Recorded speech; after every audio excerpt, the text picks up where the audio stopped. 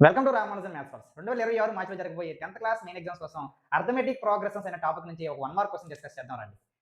What is the next term of the series? ఈ సిరీస్‌కి next term అడిగాడండి. చూడండి arithmetic ప్రోగ్రెసెస్‌లో terms ఉంటాయండి. First దాన్ని first term అంటారండి. దానికి పేరు A1 అండి. దాన్ని సెకండ్ టర్మ్ అంటారండి. దానికి పేరు A2 అండి.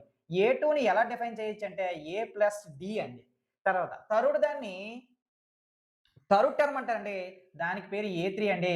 ఏ3ని ఎలా డిఫైన్ చేయొచ్చంటే A+2D అండి. చూడండి ఇక్కడ 2 ఉంటే ఇక్కడ 1 తగ్గి 1D అవుతుంది. ఇక్కడ 3 ఉంటే 1 తగ్గి 2D అవుతుంది. సో, ఇప్పుడు మనకి ఏ టర్మ్ కావాలండి ఏ3 తర్వాత ఏ4 టర్మ్ కావాలి. ఏ4 టర్మ్ కావాలి. మరి ఏ4ని ఎలా డిఫైన్ చేయొచ్చు అంటే A+4కి ఒకటి తగ్గించండి 3D అవుతుంది. సో, మనకి ఏ4 టర్మ్ కావాలి.